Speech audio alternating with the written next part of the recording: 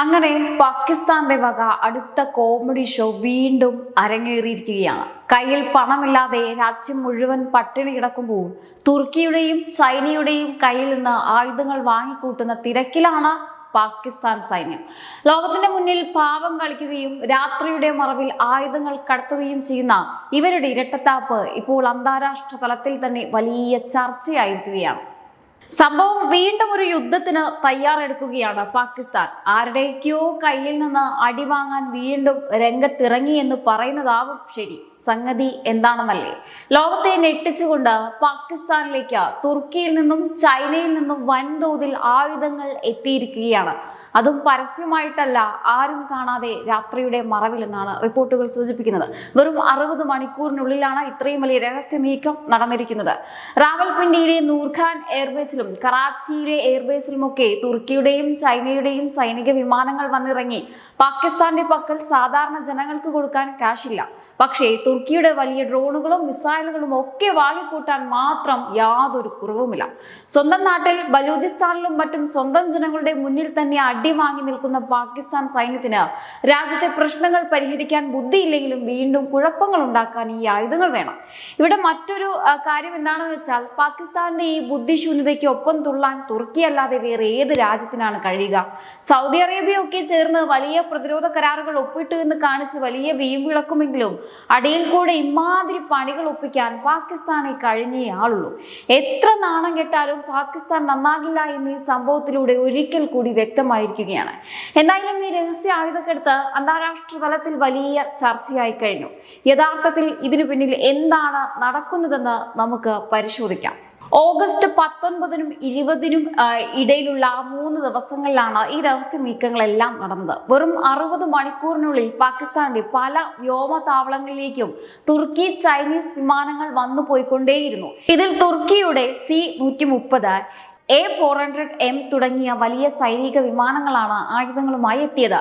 റാവൽപിണ്ടിയിലെ Nur Khan airbase, കറാച്ചിയിലെ airbase, പിന്നെ രാത്രിയുടെ മറവിൽ മുരീദ് എയർബേസ്, ഇവിടെയെല്ലാം വലിയ രീതിയിലുള്ള ആയുധ ഇറക്കുമതിയാണ് നടന്നിരിക്കുന്നത്. ലോകം മുഴുവൻ ഉറങ്ങിക്കിടക്കുമ്പോൾ പാകിസ്ഥാൻ എയർപോർട്ടുകളിൽ ആയുധങ്ങൾ വന്നിറങ്ങുന്ന തിരക്കായിരുന്നു. എന്തൊക്കെയാണ് ഇവർ ഇത്ര രഹസ്യമായി കടത്തിക്കൊണ്ട് വന്നത് എന്ന് ചോദിച്ചാൽ അതാണ് ഏറ്റവും ശ്രദ്ധിക്കേണ്ട കാര്യം. തുർക്കിയുടെ പേരുൾപ്പെട്ട ബൈരക്തർ TB2, അഗിൻസി തുടങ്ങിയ അത്യാധുനിക ഡ്രോണുകൾ പാകിസ്ഥാന് ലഭിച്ചിട്ടുണ്ട്. അതോടൊപ്പം കൃത്യമായി ലക്ഷ്യം കാണാൻ കഴിയുന്ന AI ഗൈഡഡ് ക്രൂയിസ് മിസൈലുകളും ഈ ചരക്കിലുണ്ട്. ഇവിടെയാണ് പ്രധാന ചോദ്യം ഉയരുന്നത്. സൗദി അറേബ്യ, തുർക്കി, പാകിസ്ഥാൻ എന്നിവർ ചേർന്ന് കുറച്ച് ദിവസങ്ങൾക്ക് മുൻപ് ഒരു മക്ക കരാർ ഒപ്പുവെച്ചിരുന്നു. ഈ കരാർ ഒപ്പിട്ട് 2 ആഴ്ച തികയും മുമ്പാണ് തുർക്കി ഇങ്ങനെ രഹസ്യമായി പാകിസ്ഥാൻ ആയുധങ്ങൾ വാരിക്കോരി നൽകിയിരിക്കുന്നത്. ഔദ്യോഗികമായി പ്രതിരോധ സഹകരണം എന്ന് പറയുമ്പോഴും ഇത്രയും രഹസ്യമായി രാത്രിയിൽ ആയുധങ്ങൾ എത്തിക്കേണ്ട കാര്യം എന്താണ്? ഒരു വശത്ത് സ്വന്തം രാജ്യത്ത് സാമ്പത്തിക പ്രതിസന്ധിയും പട്ടിണിയും കാരണം ജനങ്ങൾ പൊറുതിമുട്ടുമ്പോൾ, മറുവശത്ത് പാകിസ്ഥാൻ ഇത്തരത്തിൽ പുതിയ യുദ്ധോപകരണങ്ങൾ കൂട്ടിക്കൂട്ടി വെക്കുന്നത് എന്തിനാണ്? ബലൂചിസ്ഥാൻ മേഖലയിലും അഫ്ഗാൻ അതിർത്തിയിലും സ്വന്തം ജനങ്ങളുടെ എതിർപ്പുകൾ നേരിടാൻ പാകിസ്ഥാൻ സൈന്യം ഈ ഡ്രോണുകൾ ഉപയോഗിക്കുമോ?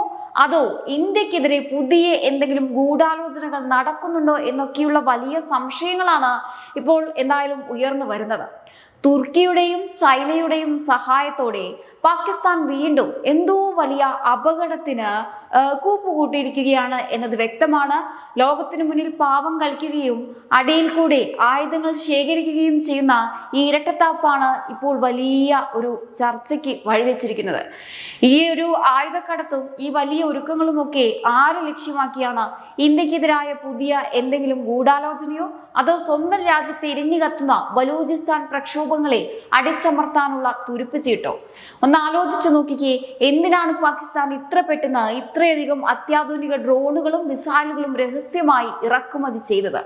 ഒരു വശത്ത് നോക്കിയാൽ ബലൂചിസ്ഥാൻ മേഖലയിലും അഫ്ഗാൻ അതിർത്തിയിലും പാകിസ്ഥാൻ സൈന്യം നേരിടുന്നത് കടുത്ത തിരിച്ചടികളാണ്. സ്വന്തം രാജ്യത്ത് നടക്കുന്ന ജനകീയ പ്രക്ഷോഭങ്ങളെയും വിഘടനവാദികളെയും നേരിടാൻ പണ്ട് മുതലേ വ്യോമാക്രമണങ്ങളെയും ഡ്രോണുകളെയും ആശ്രയിക്കുന്ന ചരിത്രമാണ് പാകിസ്ഥാന്റേത്. അങ്ങനെ നോക്കിയാൽ സ്വന്തം നാട്ടിലെ ജനങ്ങളുടെ മേൽ തന്നെ ഈ തുർക്കി ഡ്രോണുകൾ ഉപയോഗിച്ച് തീമഴ പെയ്യിക്കാനാണോ ഈ ഒരുക്കമെന്ന് സംശയിക്കേണ്ടിയിരിക്കുന്നു. സ്വന്തം പൗരന്മാരെ തോക്കിൻ മുനയിൽ നിർത്താൻ മടിക്കാത്ത സർക്കാരാണ് ഇവരുടേത്. മറുവശത്ത് ഇന്ത്യയുടെ കാര്യം വരുമ്പോൾ പാകിസ്ഥാൻ എപ്പോഴും ഒരു പ്രത്യേക അസ്വസ്ഥതയാണ്. ഏത് സമയത്തും ഇന്ത്യക്കെതിരെ എന്തെങ്കിലും കുതന്ത്രങ്ങൾ മെനയാൻ വെമ്പൽ കൊള്ളുന്നവരാണ് പാകിസ്ഥാൻ. അതിർത്തിയിൽ എപ്പോഴൊക്കെ പരാജയപ്പെടുന്നുവോ അപ്പോഴൊക്കെ ഇതുപോലെയുള്ള വിദേശായുധങ്ങളെ ആശ്രയിക്കുക എന്നത് അവരുടെ ശീലമാണ്.